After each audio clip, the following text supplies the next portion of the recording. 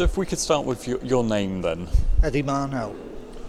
What happened, Eddie, back in 1984 that led to you ending up in jail? Well, basically, it started off with an attack by British shipbuilders, or probably the British government, on the shipbuilding industry.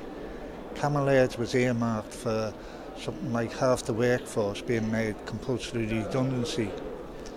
We seen this as, obviously, the end product would have meant that the yard would have closed, although at the time British shipbuilders and the government both denied this.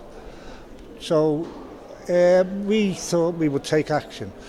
We took action by virtue of the fact that we occupied the yard and the two remaining vessels in the yard, which was a Type 42 destroyer and a jack-up accommodation rig. This went on for several months. We didn't reach any headway with management. They weren't prepared to move one way or another. So it eventually, management went to Manchester Crown Court and obtained a writ banning us from the yard based on an ancient law of trespass. And in the event of us not vacating the yard, that we were to be incarcerated for a month in prison. And that's, in fact, what I understand, that's in fact what happened. Yeah. I mean, did you feel that that was justified, that they had a reason for pursuing you in that way? No, because, I mean, we were on official strike and we were fighting for not only the jobs of ourselves and our ancestors, children and what have you, but we were also fighting for the rest of British shipbuilders and their jobs. And since then it's been proved, obviously, that British shipbuilders being decimated. We don't have yards to cope with what our naval fleet, for a start, requires. So we were right in the action we took, and unfortunately, I've got to say it again, the likes of Frank Field, who campaigned along with the Back to Work Committee, they were totally wrong. I have tried under every conceivable method under the Freedom of Information Act to get the answers to some questions. One of the answers being, who made the decision to send us to jail? Who made the decision, or was there a decision made to close the yard?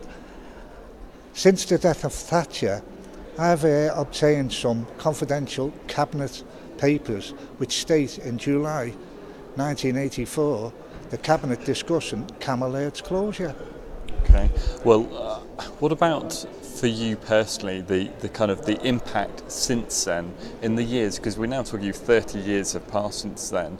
I understand there was an impact not just on at the time, but on your rights following that when it comes to your pension and so forth. What has happened there, and what's been the impact on your life and the life of the workers you work with?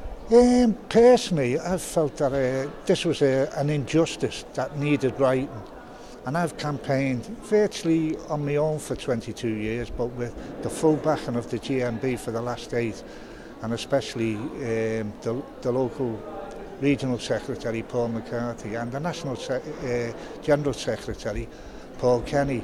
They've backed me to the hilt, and it's only through them really that we've ended up getting to the European Parliament, because I have met 2 English or British Prime Ministers and a Justice Minister who promised the world and actually did nothing. You've presented your case today to the European Parliament. What has been your line of argument that you've told to MEPs here, given that the Petitions Committee in the European Parliament deals with European law? Yeah, well, we believe that it's a fundamental, basic rights issue, in that all our rights went out the window when we were on official strike. We were ending up in a top security prison, on the top security wing, banged up for 23 hours a day, treated worse than murderers. That was the case. We were actually on the same wing as murderers. This should never have been the case. And why?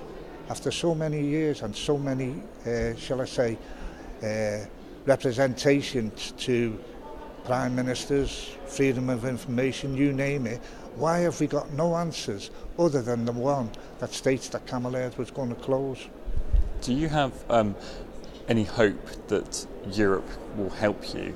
Do you think that, given you say that you feel this is a case of European fundamental law being broken, do you feel that it's a case where Europe might be able to help? Well, put it this way, we have no option.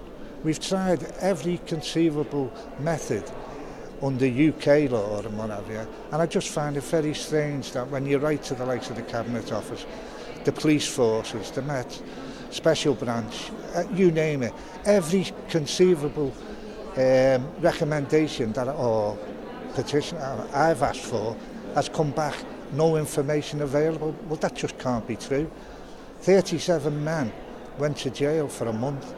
37 men were put in this top security prison, and yet there's no information available.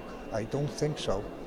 Let's sum up then. What is it that you'd like the EU to do? If you can put it into one answer, what you think the EU might be able to do to help? Well, apart from the fact that I think that people who were on strike, not just the 37, there was other people who were sacked for supporting the strike, including 2 apprentices. Now, 7 of the men have died who went to prison, but one of the apprentices has also died as well. I'd like to see some sort of recompense for all those who, in my opinion, were robbed of the redundancy, but I'd also like to see a situation where the British government holds its hands up and says, yes, we did wrong and we are sorry.